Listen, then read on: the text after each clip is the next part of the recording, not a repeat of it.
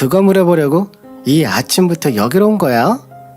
아니 그거 몇 푼이나 한다고. 똥 마려운 강아지 마냥 급급하게 굴어. 형님, 공사는 정확히 구분해야죠. 일은 일이잖아요. 물건을 가져갔으면 돈을 내야죠. 형님도 옷 먼저 들고 가고 돈은 나중에 준다고 그렇게 기하고시 굴면 옷 줄 수 있겠어요? 옳게. 요새 종필이가 생활비 안 가져다 줘? 벌만큼 벌어본 사람이 계속 돈돈거리면 붙은 돈도 다 떨어져 나가는 거야. 누가 그런 푼돈 떼먹는다고 사람을 무슨 파렴치 안으로 몰아. 그리고 돈을 줘도 내가 내 동생한테 줘야지 올케한테 주긴 왜 줘. 올케야말로 공사는 구분하자. 올케 마저거리도 못했는데 옷 안 살 거면 이만 가줄래? 어찌나 뻔뻔한지 돈 얘기는 쏙 빼먹고 저를 내쫓는 신우이를 보며 역시 사람 어디 안 간다 싶었어요. 그러면서 나가려는 제 뒤통수에 대고 남편이 지난번에 말한 거 이번 주까지 꼭 답 달라고 전해달라며 알 수 없는 말을 남겨뒀어요. 저는 집에서 퇴근한 남편을 기다리며 신우이가 전해달라는 말을 전하며 무슨 말이냐 묻자 남편은 별거 아니라는 듯 말해줬어요. 누나가 사업하다가 알게 된 거래처가 있는데 거기 통해서 우리 양말 해외로 팔아보자고 그러더라. 요즘 또 케이팝이나 뭐네 하면서 한류 열풍이라나 뭐라나 하더라고. 그래서 일단 생각해본다고만 했지. 뭐? 갑자기? 어떤 거래처인데 형님이 그런 거래처 만날 일이 뭐가 있어? 아유, 나야 모르지. 그리고 뭐 누나도 옷가게 한 지가 벌써 몇 년인데 모를 건 또 뭐야. 내가 알아서 할 테니까 당신은 신경 쓰지 마. 결혼하고 처음 들어본 아주 좋은 제안이었지만 제안의 출처가 신우이라는 점 그것만큼 의문스러운 부분도 없었죠. 하지만 영 욕심나지 않는 건 아니었어요. 아주 옛날 일이긴 해도 남편 공장의 제품들이 해외에서도 인기가 많아 큰 돈을 벌었던 걸 기억했기 때문에 신우이만 아니라면 정말이지 진지하게 고민해봤을 거예요. 그렇게 소란스러운 하루가 지나고 얼마 후 남편은 저에게 갑자기 당장 오늘 밤에 해외로 출장을 가게 됐다며 짐을 싸달라고 연락이 오더군요. 갑작스러운 출장 소식에 당황스러웠지만 일도 중요하니 저는 군말 없이 남편의 짐을 싸둔 채 기다렸어요. 남편은 오더니 급히 캐리어를 끌고 나가며 황급히 다녀오겠다는 말만 남기고 떠나버렸어요. 그리고 몇 시간이 지난 후 남편은 지난번에 누나가 말한 거래처 만나러 신우이와 함께 지금 베트남에 와 있다며 급하게 결정되어 아무 언질도 하지 못한 채 왔다며 연락이 왔어요. 신우이가 함께 갔다는 소식에 마음이 놓이면서도 신우이가 사업에 껴있다는 생각에 불안함을 떨쳐낼 수가 없었어요. 남편은 며칠 후 새까맣게 타서 피곤한지 집에 오자마자 침대에 들어 누워버렸어요. 그 뒤로도 남편은 신우이와 함께 종종 출장을 가게 됐고 그럴 때면 저는 잠자코 기다릴 수밖에 없었어요. 그러던 어느 날 신우이와 저와 남편을 불러 앉혀두고는 사업을 크게 하기 위해서는 아무래도 베트남에 가게가 있는 게 좋을 것 같다며 자기가 베트남에 이민을 가서 자리를 잡고 있겠다며 돌연 이민 소식을 알리는 게 아니겠어요? 저는 그간 아무 소식도 듣지 못하고 있다 사업을 위해 이민까지 가겠다는 신우이를 보니 뭐가 되고 있긴 되고 있나 보다 싶었어요. 그러더니 신우이는 사업 확장을 하려면 아무래도 지금 있는 돈만으론 어렵지 않겠냐며 어차피 자기가 이민 가면 엄마 혼자 계실 거 엄마가 올케네로 들어가고 시댁을 팔아서 사업 자금에 보태는 게 어떻겠냐고 물었어요. 신우이가 호시탐탐 집을 노릴 만큼 시간이 지났음에도 불구하고 시댁의 집값이 떨어질 기미가 보이지 않았고 대려 날로 높아만 주더니 20억을 호가하는 한몫 든든한 자산이 되어 있었어요. 그러니 신우이가 탐을 안 낼래야 안 낼 수가 없었겠죠. 그렇다고 마치 제 집인 양 집을 팔겠다뇨. 그리고 이제 와서 합각? 이 무슨 청천벽력 같은 말인가요? 저는 남편에게 왜 갑자기 이렇게 무모한 사람이 되었냐며 타박도 하고 회유도 해봤지만 뭐에 쓰욕이라도 한 사람처럼 남편은 제 말을 듣지도 않은 채 지 누나 옆에 찰싹 붙어서는 제 속도 모르고 희희낙낙 상상의 나래를 펼치는 듯 했어요. 평소 남편과 시누이의 우애가 나쁘다고 할 수는 없었지만 워낙 둘의 성향이 달랐던 탓에 두 남매가 합심해 머리를 모으고 있는 모습이 영 낯설었어요. 무엇보다 웃음소리가 끊이질 않는 게 영 찝찝했죠. 저는 남편에게 절대 합가는 못한다고 못 박아 말하자 남편은 저에게 시댁에서 양말 공장이라도 물려줬으니 우리가 이렇게 사는 건데 어떻게 사람이 은혜도 모르냐면서 누나가 언제까지 시어머니 곁을 지켜야 하냐며 우리도 양심이 있으면 자식된 도리로 이제 우리가 모시는 게 맞지 않겠냐며 그간 보지 못했던 효자의 면모를 들이대더군요. 가만히 듣고만 있을 수 없어서 저도 반박을 했어요. 형님이 자기 마음에서 우러나와서 어머니 곁에 있는 거야? 지 성격에 못 이겨 이혼하고 갈 곳 없어서 어머님이 걷어주신 거잖아. 말은 똑바로 해. 그리고 양말 공장도 그래. 다 망해갈 때 직원들도 없이 당신 옆에서 밤새워가며 공장 일으킨 건 나야. 나도 이 집 며느리로서 시아버님이 주신 가업이니 어떻게든 내가 할 수 있는 선에서 최선의 책임을 졌다고. 근데 형님은 뭐 했어? 우리 공장 문 닫네 만회할 때 들여다는 봤어? 자기 몫인 옷가게에 손댈까 싶어 어머님 옆에서 얼마나 알랑거렸어. 그래서 자기도 그때 핏줄이 무슨 소용이냐며 근데 이제 와서 왜 이렇게 죽고 못 사는 남매가 된 건데. 아유 됐다.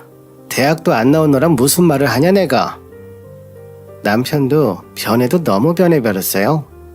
허파에 무슨 바람이 가득 찼는지 제가 또박또박 반박하자 말문이 막혔는지 제 학벌까지 들먹이며 비아냥거리고는 집을 나가버렸어요.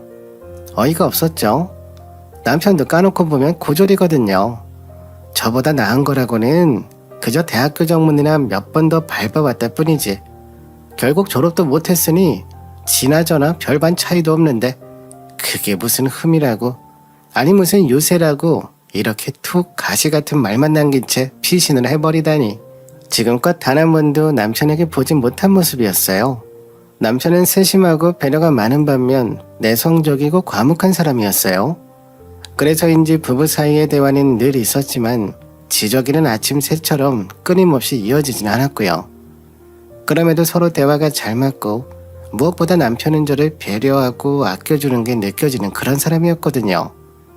근데 그런 그가 불도저처럼 사업을 확장해야 한다며 혈안이 되어 있는 것도 자신의 욕망을 위해 저를 낮추고 업신여기는 것도 정말이지 낯설기 그지 없었어요. 남편은 저에게 사업 이야기로 인해 당분간 누나가 있는 시댁에서 지내겠다는 문자 한 통을 남긴 채 들어오지 않았고 제가 전화를 해도 바쁘다며 끊기 일쑤였어요. 도통 연락이 닿지 않는 남편을 보고 있자 하니 너무 답답했어요. 저의 이런 모습을 보고 있는 아이들도 처음 겪는 부모 갈등에 집 안팎으로 제 눈치만 살피고 있었고요.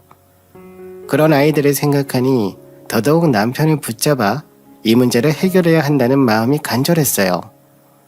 저는 남편에게 아이들이 걱정하니 오늘은 집에 들어오라고 문자를 남겼고 그러자 남편은 딱 한 단어만 보내더군요. 출장. 그 문자를 보자마자 눈이 확 뒤집히는 것 같았어요. 이런 와중에도 출장을 가다니 대체 이 남자는 지금 뭐에 미쳐버린 걸까요? 대체 얼마 전까지 한 이불에서 같이 살던 그 남자는 어디로 사라져버린 걸까요? 저는 대체 그 잘난 출장 어디로 가나 싶어 급히 서랍장 깊숙이 모셔둔 여권까지 챙겨 몰래 차를 끌고 시댁 앞에 잠복을 하고 있었어요. 하지만 한참이 지나도 남편은 보이지 않았고 붉은색 립스틱에 높은 하이힐을 신고 민망할 정도로 짧은 원피스를 차려입은 신우가 나오더군요. 어차피 신우이도 곧장 출장을 갈 테니 신우이를 쫓으면 남편을 보겠다 싶어 몰래 신우이가 탄 택시 뒤를 쫓았어요. 저는 당연히 인천공항으로 가겠다 싶어 혹시 몰라 내비게이션도 찍어뒀죠. 하지만 신우이가 탄 택시는 점점 알 수 없는 길로 들어서는 것만 같았어요. 굽이진 길을 몇 번이나 오르고 내리더니 커다란 강과 호수가 넓게 펼쳐진 도로 옆 모텔촌으로 택시가 들어서는 게 아니겠어요? 저는 신우이의 사생활에 놀란 나머지 급히 차를 돌려 나가려는데 그 앞엔 그토록 찾아 헤매던 저희 남편이 기다리고 있었어요. 대체 이게 어떻게 된 일인가 싶어 저는 재빨리 시동을 끄고 차 안에 몸을 움츠린 채 핸드폰 동영상을 켜고 그들을 촬영하며 몰래 지켜보고 있었어요. 대체 벌건대 낮에 혈연인 누나와 남동생이 이 깊숙한 도심 외곽까지 나와서 그것도 모텔에서 만날 일이 무엇이 있단 말입니까? 저는 해서는 안 된 망상에까지 접어들었고 당장에 몸 밖으로 튀어나올 만큼 뛰는 심장을 부여잡은 채 억지로 몸을 차 시트에 붙이고 바라볼 수밖에 없었어요. 둘은 뭐가 그렇게 재밌는지 하하호호거리며 서로의 옷가지를 정리해줬어요. 어찌나 다정하던지 누가 보면 제가 아니라 둘이 부부로 보일 정도였어요. 그리고 잠시 후 제 옆으로 은색 세단 한 대가 휙 지나가더니 두 남매 앞에 멈춰 서더군요. 그 안에는 어디서 본 듯한 물에 젖은 족제비 같은 남자 하나와 딱 봐도 많이 먹어야 30 중반이나 먹었을 법한 젊은 여자 하나가 내리더니 둘은 터벅터벅 제 남편과 신우이에게 걸어갔어요. 그러더니 이제서야 각자의 연인을 만나는 듯 신우이는 그 족제비 같은 남자의 팔짱을 꼈고 그 젊은 여자는 제 남편의 팔짱을 끼더니 두 커플은 서로의 목적을 취하기 위해 곧장 헤어져 각각 다른 모텔로 들어가는 게 아니겠어요? 저는 방금 전에 제 눈앞에 일어난 상황을 믿을 수가 없어서 한 손으로 입을 턱 막으며 부들부들 떨리는 손으로 그들이 모텔에서 나올 때까지 넋이 나가 있었고 상상도 해보지 못한 현실을 맞닥뜨리니 할 수 있는 게 아무것도 없더군요. 눈물은 왜 또 이렇게 하염없이 흐르는지 주체할 수 없는 눈물을 소매 끝으로 벅벅 문대가며 이럴 때일수록 아이들을 생각해서라도 증거를 확실하게 남겨놔야 한다 마음을 먹으며 저를 다독이는 일 외에 제가 할 수 있는 건 없었어요. 그렇게 얼마나 시간이 흘렀을까요? 평소 남편답게 오래 걸리진 않았고 밖에 나온 남편은 전화기를 들고 어디론가 전화하는데 누나, 우리 방금 나왔어. 아직 안 끝났어? 아니면 우리 먼저 서울에 올라갈까? 누나 매형네 집으로 갈 거면 나도 그냥 희경이네 집으로 가려고. 거기 내 짐도 다 있으니까. 아니야, 오늘도 준이 엄마한테 연락 와서 좀 불안한데 그냥 집으로 갈까? 아이, 그냥 집으로 가야겠다. 누나 얼른 나와. 집으로 가자.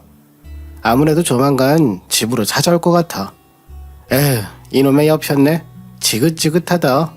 다 늙어서 그냥 시어머니나 모시고 효도나 하라니까. 바보 같은 저는 남편의 전화를 듣고서야 이제서야 끈질기게 잡고 있던 마지막 끈 하나가 탁 끊어지더니 비로소 그 어떤 여지도 없이 모든 것이 명확해졌어요.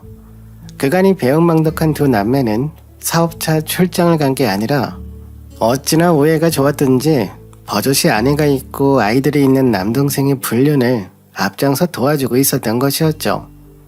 그런 저는 그들의 행복한 일탈을 위해 시어머니와 아이들을 떠맡아줄 며느리이자 엄마일 뿐 존중받고 사랑받는 한 여자이자 아내로서의 저는 남편의 가슴에서 도려내진 지 이미 오래인 것 같았어요.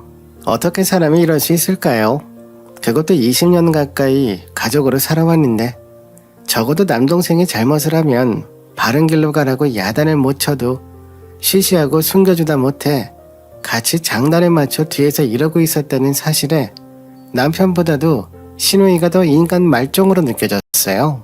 그렇게 발끝부터 분노와 배신감에 휩싸여 이것들을 어떻게 하나 이를 갈고 있던 차 남편의 전화가 끊기고 30분쯤 다시 화장이 다 지워진 신우이가 족제비 같은 남자 옆에 지점토 마냥 찰싹 붙어서는 어찌나 몸을 베베 끄고 있던지 보는 제가 다 민망할 정도였어요. 신우이는 나오자마자 아쉬운데 남편한테 투정을 부리더군요. 우리 오늘 여기서 쉬고 내일 가려고 했단 말이야. 아니 올케 왜 그런다니? 그래서 너 내가 지난번에 알아보라던 베트남 집은 알아봤어? 우리도 그 동네에 있을 거니까 너희도 거기로 와. 얼마나 좋아. 새로운 나라에서의 새로운 시작. 엄마 집만 팔리면 그 돈으로 평생 한국 안 들어오고 거기서 먹고 살 수 있대. 그지 자기야? 야, 네가 마누라들 자식들 먹여 살리느라 몇십 년을 공장에서 네 청춘을 바쳐 일했는데 100세 시대에 남은 세월은 사랑하는 사람하고 누리면서 살아야지. 안 그래? 그러니까 네가 얼른 엄마 너희 집에 보내고 집부터 빨리 정리해. 올케만 잘 단돌이하면 되겠구만. 너는 올케 하나를 어쩌지 못해서 이렇게 하니? 이것들이 하다 해외로 떠서 새 살림을 차리려고 하고 있었더군요. 사업이고 나발이고 사람이 눈이 도니 가정도 뒤로 한 채 젊은 여자와 새 살림을 차리려고 그렇게 비행기 날개가 닳도록 베트남을 들락거렸구나 싶어 기가 찼어요. 저는 이제야 모든 퍼즐이 맞춰가는구나 싶었고 그런 대단한 계획을 세우고 있었구나 싶어 괘씸한 마음에 얼마 전 호신용품으로 준비한 3단봉을 들고 내려 누구 하나 가릴 것 없이 차례차례 방망이질을 시전해줬어요. 특히 이 모든 판의 핵심 중축으로 여겨지는 신우이를 보고 있자니 그건 3단봉으로 안 되겠구나 싶어 손수 머리채를 붙들어줬어요. 물론 남편이 뜯어 말리려 제 팔을 제지하려 하기에 남편의 머리카락도 한 움큼 뽑아줬어요. 가족난에 몰래 자리를 뜨던 족제비 같은 남자와 남편의 새로운 사랑인 내연녀의 뒷모습이 보이기에 저는 길바닥에 내동댕이 쳐진 신우이와 남편을 뒤로 한 채 당장 차에 올라 그들이 타고 온 차가 나가지 못하게 길을 막아버렸죠.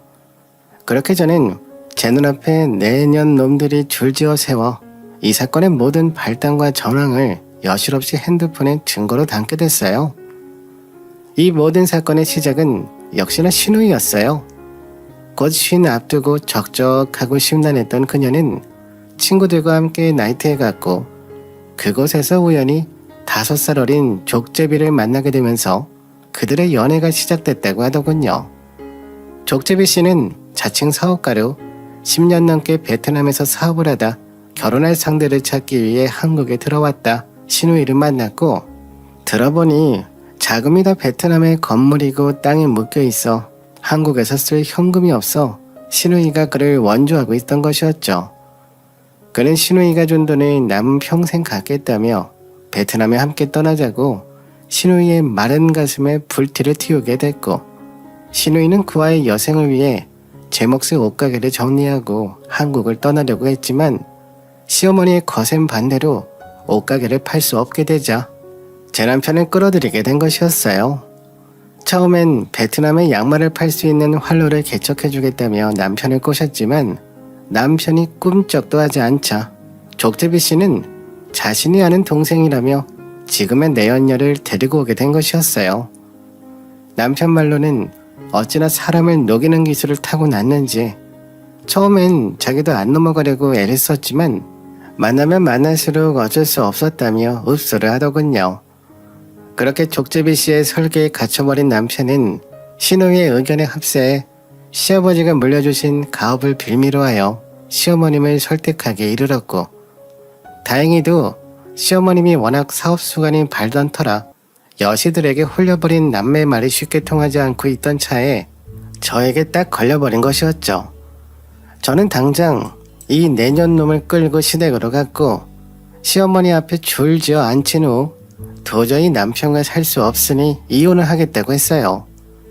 그러자 시어머님은 어떻게 이런 일이 우리 집에 일어날 수 있냐며 노발대발 소리를 치시더니 잠시 후 저에게 서류 한 장을 건네주셨어요. 그 서류에는 신우이가 관리하던 옷가게의 명의가 저로 되어 있었고 시어머님이 관리하던 상가 중 가장 넓고 몫이 좋은 상가를 하나 더 주시며 나중에 손자들이 크면 주려고 남겨둔 거라며 그런데 집이 이 모양인데 애들이 나를 보러 오겠냐며 네가 잘 가지고 있다 나중에 크면 주라고 하시면서 저에게 자식들을 이렇게 키워 미안하다고 하시더군요. 남편과 신우이에 대한 배신감과 괘씸한 마음이 너무 컸던 터라 앞으로 어떻게 사람을 믿고 살 수 있을까 막막하던 저에게 시어머님의 진심은 주신 서류보다도 더 값진 것이었어요. 시어머님이 고개를 숙여 제 손을 잡고 남편과 시누이를 대신해 계속 사과하시는데 정말 이제 하마터면 시어머님을 봐서라도 이혼을 물러야 하나 싶었어요. 하지만 시어머님도 그런 저의 마음을 눈치채셨는지 나머지는 내가 알아서 할 테니 너는 네가 마음먹은 대로 하라며 저의 등을 떠밀어 내보내시더군요. 그렇게 저는 그날로 남편과 이혼을 하게 됐고 울분을 참으며 찍어둔 동영상이 큰 증거가 되어 결국 아이들의 양육권은 물론 집과 남편 공장의 지분 절반을 받으며 이혼을 할 수 있게 됐어요. 그대로 독하게 마음을 먹은 저는 아이들을 데리고 시댁에서 멀리 떨어져 나와 작은 건물을 세워 카페를 하며 아이들을 키우고 있어요. 처음 해보는 일이라 허둥지둥 정신이 없지만 매일 저의 땀과 노력으로 하루를 채우고 있다는 보람이 저를 조금 더 나은 사람으로 만들어주는 것만 같아요. 이런 저의 소식을 어떻게 아셨는지 시어머님은 동네에서 가장 돋보일 수 있도록 화환을 보내주셨고 남편과 시누이와는 연을 끊었지만서도 20년 넘게 가족으로 살아온 정이 있던 터라 시어머님에게는 종종 아이들 소식을 전하며 안부를 물으며 지내고 있답니다. 그도 그럴 것이 시어머님은 그렇게 저를 내보내시곤 당장의 시누이는 맨몸뚱이로 내쫓아버렸고 남편은 당장 공장에서 사장직을 박탈해 시어머님이 시아버지 뜻을 받아 살아가시는 동안 공장을 일구실 거라고 하더군요. 그렇게 자식들의 잘못을 스스로 뉘우치길 바라며 내쫓아 얼마 후 시누이는 족제비 씨가 도망갔다며 시어머니를 찾아와 다 자기가 잘못했다고 문 앞에서 며칠을 빌었지만 시어머님은 눈 하나 껌뻑하지 않으셨고 결국 시누이는 숙식이 제공되는 어느 식당에서 일을 하며 시어머님 노여움이 풀리기만을 기다리는 듯 했어요. 그리고 남편 역시 족제비를 따라 두 남매를 홀라당 벗겨 먹으려던 전문 여시에게 마지막 100원 한 장까지 모두 털리고 나서야 저에게 용서를 빌겠다며 연락을 했지만 그날로 저는 바로 연락처를 바꿔버렸고 답답한 나머지 시어머니를 찾아 저희 아이들의 행방을 묻자 시어머님은 이제 와서 찾아가면 누가 받아주냐며 며느리는 뭐 배알도 없는 천치냐며 내쫓겨버렸다고 하더군요. 생각해보면 시어머님과 사이가 각별하게 좋지도 유별나게 나쁘지도 않았지만 그저 남이 가족이 되는 시간 동안 자연스레 서로의 시간과 마음을 나눴던 것이 지난 20년 결혼 생활에 대한 보상이 아니올까 싶어요.